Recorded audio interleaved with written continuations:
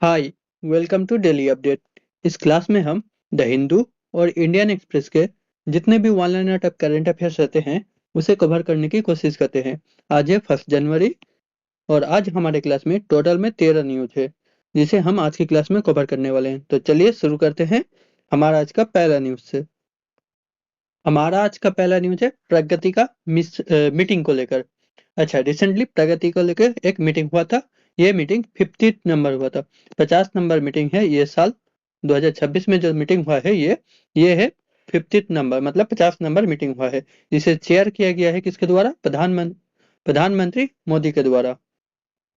इस मीटिंग में पीएम ने प्रगति जो प्लेटफॉर्म है इंडिया का उसको स्ट्रेंथ करने की बात की है, ताकि जितने भी गवर्नमेंट काम है उनका जल्द से जल्द एग्जीक्यूशन हो सके और सबको सही से मेजर कर सके और सिटीजन को हेल्प किया जा सके। इसीलिए प्रगति प्लेटफॉर्म को स्ट्रेंथ करने की बात की है पीएम ने। इसके अलावा पीएम ने 5 सेक्टर पे डेवलपमेंट का या फिर फोकस का बात कही है, फोकस करने की बात कही है। कौन सा? Road, railways, power, water resource and coal. ये 5 सेक्टर में पीएम ने क्या किया है? इंफ्रास्ट्रक्चर को बिल्डअप करने की बात की है। इसमें टोटल कॉस्ट आएगा जो 40,000 करोड़ से भी ज्यादा है। चलिए एक बार प्रगति प्लेटफॉर्म के बारे में भी जान लेते हैं। प्रगति प्लेटफॉर्म मतलब proactive governance and timely implementation. ये है प्रगति का full form, proactive governance and timely implementation. अच्छा, इसे बनाया क्यों गया था? जितने भी कॉमन पब्लिक के ग्रीवेंस होते हैं सरकार के अगेंस्ट में, उनको यहाँ पर लॉन्च किया जा सकता है। और सरकार का जितने भी गवर्नमेंट स्कीम या फिर कोई प्रोग्राम या फिर डेवलपमेंट प्रोजेक्ट चल रहे हैं उसका रियल टाइम अपडेट देने के लिए यह प्लेटफॉर्म बनाया गया था। कोई भी स्कीम के अंदर या फिर कोई भी डेवलपमेंट प्रोजेक्ट का कितना काम हो चुका है, कितना काम बाकी है और उनका एलोकेशन कितना खर्च हो चुका है, ये सब को लेकर गवर्नमेंट सही से मॉनिटर कर सकती है प्रगति प्लेटफॉर्म पे। इसमें एक और चीज दिया हुआ था जो प्रगति 2014 से अभी तक 377 प्रोजेक्ट किया हुआ है, प्रगति का अंदर रिव्यू हो चुका है। इसी न्यूज में एक और स्कीम के बारे में दिया हुआ था, PM Shri school. PM school for rising India. ये पीएम श्री का फुल फॉर्म, प्रधानमंत्री स्कूल फॉर राइजिंग इंडिया। इसे लॉन्च किया गया था 2022 में। इसे एनईपी 2020 में जो आया था उसके अंदर ये पीएम श्री स्कूल को लॉन्च किया गया था 2022 में। इस पीएम श्री स्कूल के अंदर, स्कीम के अंदर इंडिया में जितने भी गवर्नमेंट स्कूल है उनमें से नियर अबाउट 14,500 स्कूल को क्या किया जाएगा? डेवलप किया जाएगा इसी पीएम श्री स्कूल स्कीम के अंदर। इसी के साथ आगे बढ़ते हैं हमारा आज का सेकंड न्यूज की तरफ। हमारा आज का सेकंड न्यूज है गवर्नमेंट के द्वारा अप्रूव किया गया एक कॉरिडोर को लेकर। अच्छा, रिसेंटली यूनियन कैबिनेट ने मतलब सेंट्रल गवर्नमेंट ने एक अप्रूव किया है 6 lane Nashik Solapur high speed corridor. कहाँ पर? महाराष्ट्र में नासिक से लेकर सोलापुर का एक हाई स्पीड कॉरिडोर बनाया जाएगा 6 लेन का। और ये कहाँ पर है? महाराष्ट्र में बनाया जाएगा। इसी के साथ साथ उड़ीसा में भी NH 326 को, नेशनल हाईवे 326 को डेवलप किया जाएगा। अच्छा, इन दोनों प्रोजेक्ट को बनाया जाएगा बीओटी मॉडल पे। बीओटी मोड पे मतलब बिल्ड ऑपरेट ट्रांसफर मोड। ये क्या है? ये एक पब्लिक पीपीपी मॉडल है, मतलब public private partnership model. Public मतलब गवर्नमेंट, प्राइवेट मतलब कोई भी कंपनी, प्राइवेट कंपनी, और इनका ये दोनों का पार्टनरशिप पे बनाया जाएगा। अच्छा, बिल्ड बीओटी मोड मतलब बिल्ड ऑपरेट ट्रांसफर मतलब ये दोनों कंस्ट्रक्शन या फिर डेवलपमेंट का काम किया जाएगा प्राइवेट कंपनी के द्वारा। ये कंपनी ये रोड को या फिर ये कॉरिडोर को ऑपरेट करेंगी, इनसे अपना रेवेन्यू निकाल लेंगे, उसके बाद ये क्या करेंगे? गवर्नमेंट को ट्रांसफर कर देंगे। यही है बिल्ड ऑपरेट ट्रांसफर मोड। इसी के साथ एक ग्रीन फील्ड कॉरिडोर के बारे में देख लेते हैं। ये क्या है? ये नासिक से लेके अक्कलकोट तक का एक कॉरिडोर है। ये क्या करती है? दिल्ली और मुंबई एक्सप्रेस वे को कनेक्ट करती है। दिल्ली और मुंबई का जो एक्सप्रेस वे है उनको कनेक्ट करने के काम करती है ग्रीन फील्ड कॉरिडोर। इसी के साथ आगे बढ़ते हैं हमारा आज का थर्ड न्यूज पे। हमारा आज का थर्ड न्यूज है एक ड्राफ्ट बिल को लेकर। रिसेंटली 2025 के नवंबर में गवर्नमेंट ने एक लेबर लॉस पास किया था। उसी पे कुछ ड्राफ्ट कोड गवर्नमेंट ने सजेस्ट किया है, उसी कोड के बारे में है। कौन कौन सा? Code on wages, code on social security, industrial relation code, occupational safety, health and working condition code. ये 4-5 कोड है। Code on wages, social security, industrial relation code, occupational safety, health and working condition code, ये सब code है। और ये code किसके अंदर, ये जो कोड आ रहा है ये किसके अंदर? Ministry of labour and employment के अंदर आ रहा है ये। इसी ड्राफ्ट कोड के अंदर बताया गया है हफ्ते में 48 आवर्स से ज्यादा काम नहीं कराया जाएगा किसी भी वर्कर से। मैक्सिमम वर्किंग आवर हफ्ते 1 वीक में 48 आवर्स रहेगा। इसी ड्राफ्ट में और क्या क्या किया गया है, इसमें कुछ कुछ चीज का डेफिनेशन दिया गया है या फिर डिफाइन कर दिया गया है। Workers, wages, type of employment, gratuity, bonus, social security of workers and including gig workers. मतलब गिग वर्कर का भी सोशल सिक्योरिटी, ये सबको डिफाइन किया गया है।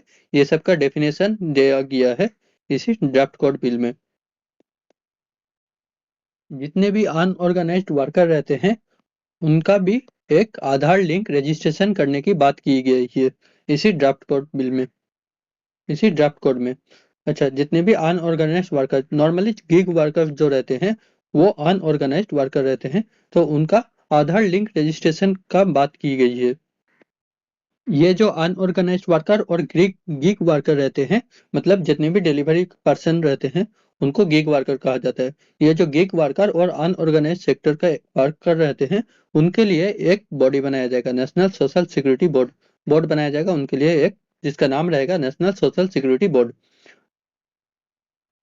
इस बोर्ड के मेंबर कौन कौन रहेंगे? लोकसभा से कुछ रहेंगे, राज्यसभा से रहेंगे, अनऑर्गेनाइज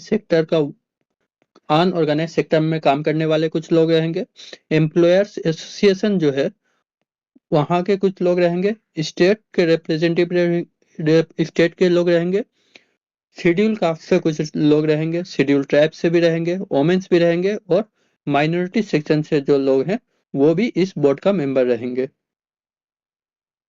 इसी ड्राफ्ट में वोमेन वर्कर का जो नाइट शिफ्ट का काम होता है उनके बारे में बताया गया है। नाइट शिफ्ट का काम मतलब 7 PM से लेकर 6 AM तक का काम को नाइट PM का काम कहा जा रहा है यहाँ पर। और इस काम में अगर किसी भी वोमेन को एलोकेट करना रहे तो पहले वोमेन से परमिशन लेना पड़ेगा या फिर वोमेन का कॉन्सेंट लेना पड़ेगा, तभी उनको नाइट शिफ्ट में काम एलोकेट किया जाएगा। और ये जो कंसेंट है ये राइटिंग में लेना पड़ेगा, सिर्फ मुंह से बोलकर नहीं चलेगा, राइटिंग में कंसेंट लेना पड़ेगा उनका नाइट शिफ्ट काम एलोकेट करने के लिए। और उसके साथ साथ वहां पर CCTV का भी फैसिलिटी रहना चाहिए। और उनको पिकअप और ड्रॉप, मतलब घर से लेके आना और घर से ऑफिस लेके आना और ऑफिस से फिर उनको घर रख के आना, ये सब भी फैसिलिटी देना पड़ेगा वोमेन का अगर नाइट शिफ्ट में वोमेन का, ये सब रूल्स किया गया है। इसी के साथ जो वेज का डेफिनेशन है वो भी दिया गया है। वेज का जो डेफिनेशन है वो भी दिया गया है। वेज किस किस किस चीज को वेज कवर करेगा? जो सैलरी मिलता है, अलाउंस और other payment to a employed person, ये सबको वेज के अंदर रखा जाएगा। अच्छा, बेसिक पे को छोड़कर जो अदर डियरनेस अलाउंस या फिर रिटेनिंग अलाउंस ये सब जो मिलता है वो अगर 50% से ज्यादा हो तभी वो जो 50% से जितना ज्यादा अमाउंट रहेगा उसे वेज के कैटेगरी में डाला जाएगा बेसिक पे के साथ। इसी के साथ मिनिमम वेज रेट कैसे फिक्स किया जाएगा उसका क्राइटेरिया भी दिया हुआ है। मिनिमम वेज जो रहता है उसे ऐसे फिक्स किया जाएगा, एक फैमिली, 4 मेंबर का एक फैमिली, एक एम्प्लॉय जो एम्प्लॉय है उनको छोड़कर, और 3 मेंबर स्पाउस और 2 चिल्ड्रेन, ऐसा एक फैमिली का जो बेसिक नेसेसिटी है वो कवर हो जाए, ऐसे वेज फिक्स किया जाएगा। उसमें से देख लेते हैं क्या क्या क्राइटेरिया दिया हुआ है। A net intake of 2700 calorie per day per consumption unit, मतलब एक पर्सन के द्वारा एक दिन में 2700 कैलोरी इनटेक करने का, मतलब 2700 कैलोरी का खाना खाने का जितना वेज का जरूरत पड़ेगा वो दिया जाएगा। या फिर 66 metre cloth of per year, housing rent expenditure 10%, जिसमें 10% फूड और क्लॉथिंग एक्सपेंडिचर शामिल हो। फ्यूल फ्यूल इलेक्ट्रिसिटी और अदर मिसलेनियस एक्सपेंडिचर 20% दिया हुआ रहे। ये सब दिया हुआ रहेगा वेज के अंदर। इसी के साथ चिल्ड्रंस का स्कूल एजुकेशन, मेडिकल रिक्वायरमेंट और expenditure on contingencies to constitute 25% of minimum wages, मतलब जो वेज दिया जाएगा उसमें से स्कूल एजुकेशन, मेडिकल रिक्वायरमेंट, ये सब मिला के इनका 25% वेज में इंक्लूड रहेगा। और फूड का 10%, क्लोथिंग का 10%, ये सब भी इंक्लूड रहेगा वेज में। इसी न्यू कोड में और भी बताया गया है जितने भी फिक्स टर्म एम्प्लॉय रहते हैं जो शॉर्ट पीरियड के लिए अपॉइंट किए जाते हैं, उन्हें क्या किया जाएगा, उन्हें ग्रेट्युटी 1 साल में ही दिया जाएगा। अगर वो कंटिन्यूअस सर्विस में इंक्लूड रहे तो उन्हें ग्रेट्युटी 1 ही साल में दिया जाएगा। पहले 5 साल में दिया जाता था, उसे कम करके 1 साल कर दिया गया है। आगे बढ़ते हैं आज का नेक्स्ट न्यूज की तरफ। हमारा आज का नेक्स्ट न्यूज है न्यूक्लियर एनर्जी के ऊपर एक पार्टनरशिप को लेकर। अच्छा, यूएस का एक कंपनी, कौन सा, clean core thorium energy, CCTE, clean core thorium energy, ये और इंडिया का NPTC लिमिटेड, ये दोनों मिलके न्यूक्लियर एनर्जी पे काम करेंगे। और मोस्टली जो न्यूक्लियर एनर्जी बनाएंगे वो किस एलिमेंट से बनाएंगे, वो थोरियम से बनाएंगे। यहाँ पर एक गलती है, यहाँ पर NPTC नहीं NTPC होगा। NTPC, national thermal power corporation.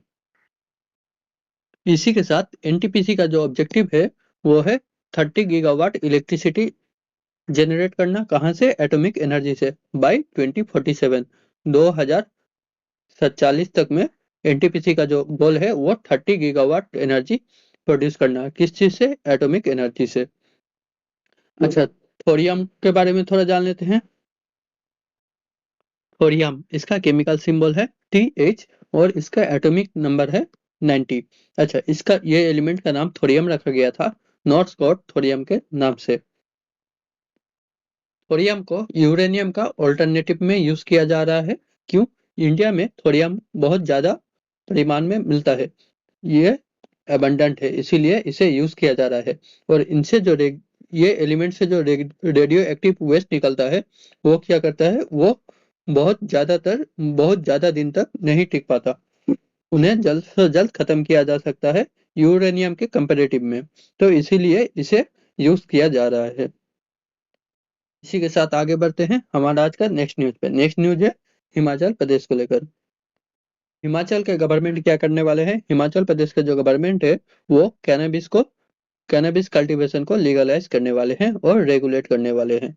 अभी इंडिया में कैनबिस कल्टीवेशन बैन है, लेकिन हिमाचल प्रदेश के गवर्नमेंट कैनबिस कल्टीवेशन को लीगलाइज भी करने वाले हैं और रेगुलेट भी करने वाले हैं।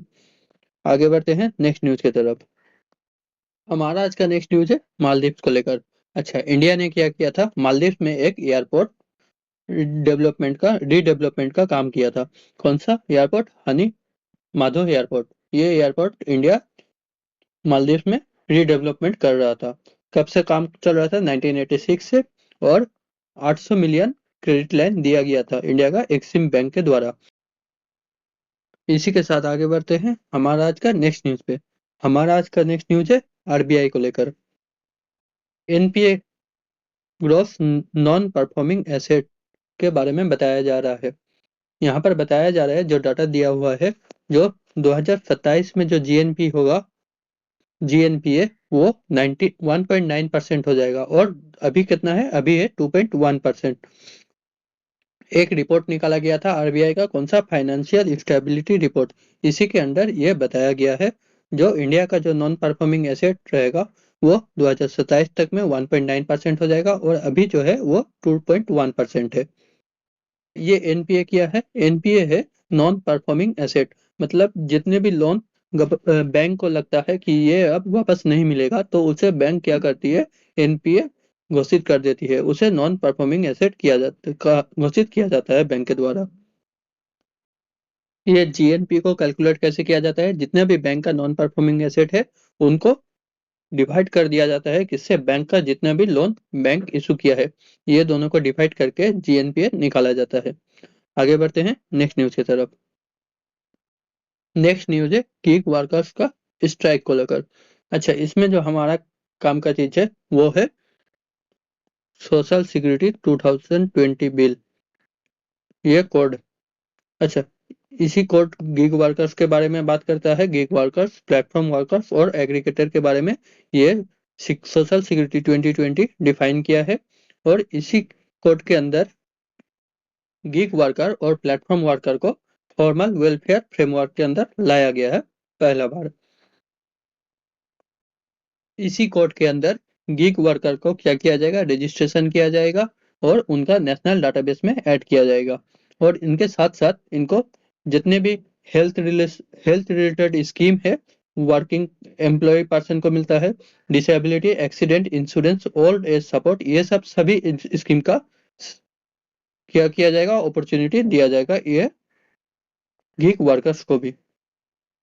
इसी के साथ आगे बढ़ते हैं नेक्स्ट न्यूज पे। नेक्स्ट न्यूज है इंडियन आर्मी का एक सेल्फ डिफेंस ट्रेनिंग को लेकर।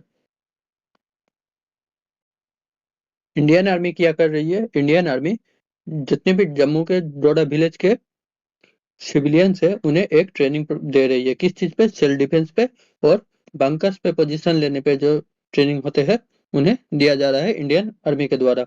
अच्छा, जितने भी ये सिविलियंस अपने आप को विलेज डिफेंस गार्ड के अंदर शामिल किए हैं उनको ये ट्रेनिंग दिया जा रहा है इंडियन आर्मी के द्वारा। आगे बढ़ते हैं नेक्स्ट न्यूज की तरफ। नेक्स्ट न्यूज है इंडियन आर्मी का जो रिपब्लिक डे में टैब्ल्यू निकलेगा उसी में इंडियन आर्मी क्या करेगा? इंडियन आर्मी इस बार कुछ डिफरेंट शो करने वाला है। इंडियन आर्मी क्या करने वाली है? इंडियन आर्मी एनिमल जो कंटीजेंट है उसे रिप्रेजेंट करने वाली है, उसे प्रेजेंट करने वाली है, sorry. Indian army animal contingent present करने वाली है इस बार के रिपब्लिक डे पैरेड में। अच्छा, इस कंटीजेंट में कौन कौन रहेंगे? इस कंटीजेंट में जो एनिमल रहेगा वो है 2 बैक्टीरियन कैमल, मतलब 2 ऊंट रहेंगे, 4 जस्कर पोनिस, घोड़े, घोड़ा से जीरी से छोटा, थोड़ा सा छोटा एक जानवर होता है उसे पोनिस कहा जाता है, घोड़ा के तरह का वो रहेगा, 4 रैप्टर, 10 इंडियन ब्रीड के आर्मी डॉग और 6 कन्वेंशनल मिलिट्री डॉग रहेंगे इस कंटीजेंट में। आगे बढ़ते हैं नेक्स्ट न्यूज की तरफ। नेक्स्ट न्यूज है डीआरडीओ को लेकर। अच्छा, डीआरडीओ ने क्या किया है? अभी एक मिसाइल टेस्ट किया है। कौन सा मिसाइल? प्रलय मिसाइल। कहां पर? ओडिशा से। इसे सेम लॉन्चर से 2 मिसाइल टेस्ट किया गया है, इसीलिए ये न्यूज में आ जाता है। आगे बढ़ते हैं नेक्स्ट न्यूज पे। नेक्स्ट न्यूज है एक अपॉइंटमेंट को लेकर। अच्छा, महाराष्ट्र गवर्नमेंट क्या करने वाली है? महाराष्ट्र गवर्नमेंट जो फॉर्मर एनआईए के चीफ थे डॉक्टर सादानंद बसाम दाते, इनको क्या करने वाली है? इनको डीजीपी, महाराष्ट्र के डीजीपी अपॉइंट करने वाली है। ये रिप्लेस करेंगे किसको? डीजीपी रश्मि शुक्ला को रिप्लेस करेंगे। आगे बढ़ते हैं हमारा आज का लास्ट न्यूज पे। हमारा आज का लास्ट न्यूज है वोडाफोन को लेकर। अच्छा, रिसेंटली सेंट्रल गवर्नमेंट ने क्या किया है? वोडाफोन का जो 87,695 करोड़ का जो ड्यू था उनको फ्रीज कर दिया है।